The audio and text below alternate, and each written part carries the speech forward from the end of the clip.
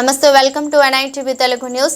అధికారంలో ఉన్నప్పుడు అడ్డదిడ్డంగా వ్యవహరించిన మాజీ ఎంపీ మార్గాని భరత్ రాజకీయ చాప్టర్ ఇక క్లోజ్ అయిపోయిందని, అతను రాజకీయాలకు సరిపోడని మాజీ ఎమ్మెల్సీ ఆదిరెడ్డి అప్పారావు వ్యాఖ్యానించారు.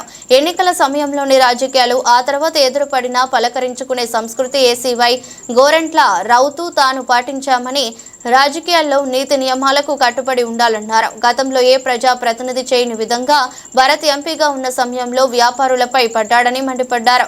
ఎప్పుడు ఏదో ఒకటి కెలకాలని చూస్తాడని విమర్శించారు. ఈ రాజమండ్రి ప్రెస్ క్లబ్ లో గురువారం ఏర్పాటు చేసిన మీడియా సమావేశంలో ఆదిరెడ్డి అప్పారావు మాట్లాడుతూ 41 సంవత్సరాలుగా తాము చిట్ ఫండ్స్ సంస్థ నడుపుతున్నామన్నారు.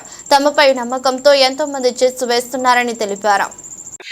ఇదిగో ఈడు ఆదిరెడ్డి అప్పారావు అట, మా ఇంటి వీధిలో నుంచి ఆదిరెడ్డి అప్పారావు అట. వీడికి వియ్యంకుడు ఎర్రనాయుడట. ఎవడో ఎర్రనాయుడు వీడు బతికెట్టుకొని ఎర్రనాయుడు గారి స్థాయికి రాగలడా?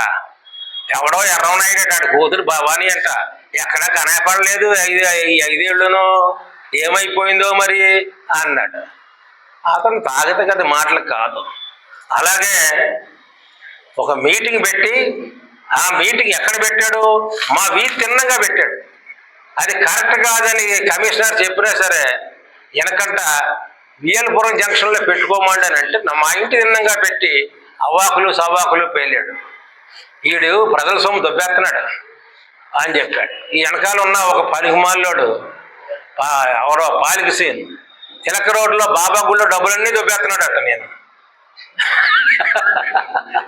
తిలక రోడ్ల గుళ్ళో బాబాగా డబ్బులన్నీ దొబ్బెత్తే ఆ తిలక రోడ్ల గుడి అంత అలాగే వైభవంగా ఎలా ఉంటుంది? ఆ బాబా గుడికి సర్వీస్ చేయడానికి నేను వచ్చేటప్పటికి నా బ్రతుకు చాతక్. ఈవేళ 5 కార్లు ఉన్నాయి నా దగ్గర. ఒకటి 70 లక్షలు, 80 లక్షలు, 2 కోట్లు. ఏ బాబా దయ కదా, తప్పు పనులు చేస్తే బాబా పనిష్మెంట్ ఇస్తాడు. అలాగే ఈ భరత్ గారు ఏం చేశారంటే బాబా గుడి మీదకి, అలాగే తిలక్ రోడ్డు జంక్షన్లో ఉన్న విఘ్నేశ్వరుడు గుడి మీదకి ఎండోమెంట్స్ వాడిని ఎంక్వైరీకి పంపించేసేసి ఆక్యుపై చేసుకోండి అన్నాడు మహానుభావుడు. ఆయనకి ఏంటో తెలియదు. బాబా గుడికి మీదకి ఎండోమెంట్స్ రాకూడదనే విషయం కూడా ఈ వ్యక్తికి తెలియదు. చెప్తే అప్పుడు ఆ ఇన్స్పెక్టర్ వచ్చాడు. ఏంటి ఇది అని అంటే, సారీ సార్ క్షమించండి, పనులు కక్షాదించారు. వ్యాపార సంస్థల మీద పడతావు,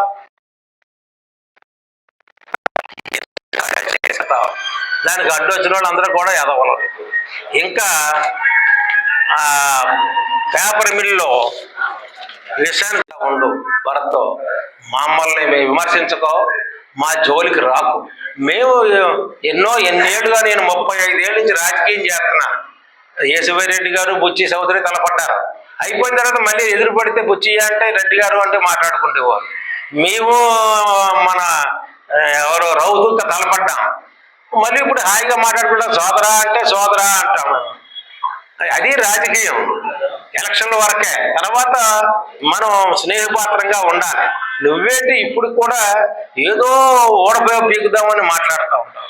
అది నీ వల్ల కాదు. నేను చెప్తున్నాను, మేము ఆదిరెడ్డి ఫ్యామిలీ మీద నువ్వు కాలు దువ్వి మీసం దువ్వితే ఖబర్దార్ చెప్తున్నాను. ఇంకా బాబు మీరు మాట్లాడారు. మమ్మల్ని చంద్రబాబుని లోకేష్నే పోటీ చేయమని అడిగేవే. గత ఎలక్షన్లో నువ్వు 88,000 ఫ్యామిలీ ఇక్కడ దబ్బమని మా బాబా నేను కొట్టలేకపోయావు. ఇప్పుడు 73,000 మెజార్టీ. నువ్వు చెత్త ప్రగల్భాలు పలికి, మీకు ఒకటి చెప్తున్నాను సోదరులారా, అతను పొగరు మొత్తం ఎంత అంటే, నేను కౌంటింగ్లో నెంబర్ 1 టేబుల్ మీద కూర్చొని అలవాటు ఉంది నాకు.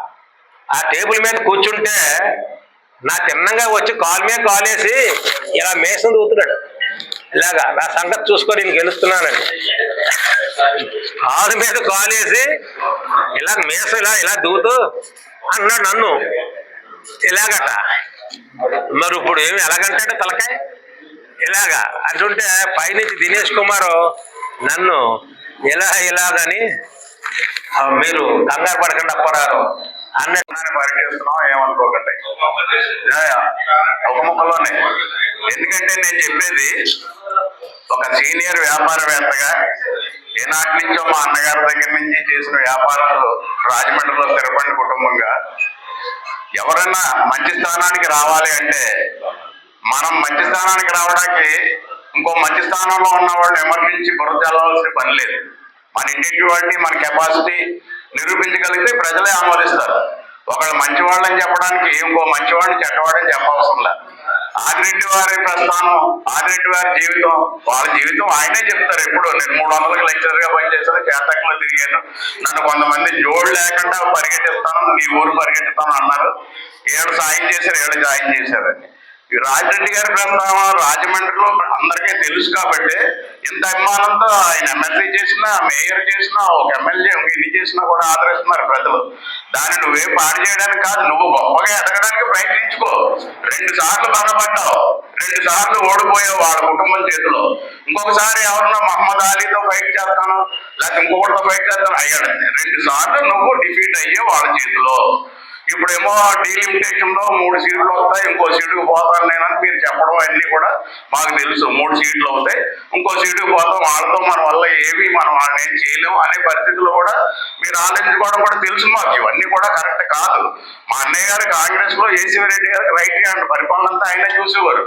నెక్స్ట్ బుచ్చి చౌదరి గారు గెలిచారు, ఏ రోజు మా వ్యాపారం మీదకి రాలేదు. మేము అప్పటి నుంచి ఎప్పుడు వ్యాపారాలు చేస్తూనే ఉన్నాం. కానీ ఇదేం కల్చర్ ఇది? వ్యాపారాల మీద, ఆర్థిక పరిస్థితుల మీద, పొట్టల మీద పొట్టడం రాజకీయం కాదు. ఎందుకంటే మీరు ప్రజలకు ఏమన్నా చేస్తే ప్రజలే మిమ్మల్ని గమనిస్తారు, ప్రజలే ఓటేస్తారు.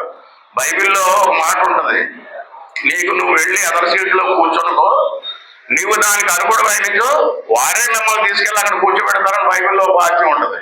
అలాగే మనం దానికి ఎలిజిబుల్ అయితే ప్రజలే పెడతారు. మీరు ఎలిజిబుల్ కాదని 2 సార్లు రాజమండ్రి ప్రజలు నిరూపించారు. ఎంపీగా మిగతా ఓటులతో గెలిచారు, రాజమండ్రిలో ఓడిపోయారు.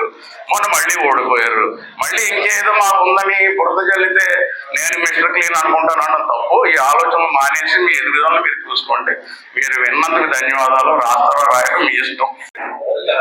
మా ఆదిరెడ్డి వాసు గారు అఫీషియల్ పేజ్ లో పెట్టారు ఏమని, రికార్డింగ్ ఒకటి, నన్ను హెరాస్ చేస్తున్నాడు, 45 లక్షలు ఇచ్చేసాను, ఇంకో 5 లక్షలకి హెరాస్ చేస్తున్నాడని మీ ప్రవీణ్ చౌదరియే డైరెక్ట్ గా అప్పారావు గారికి మాట్లాడారు.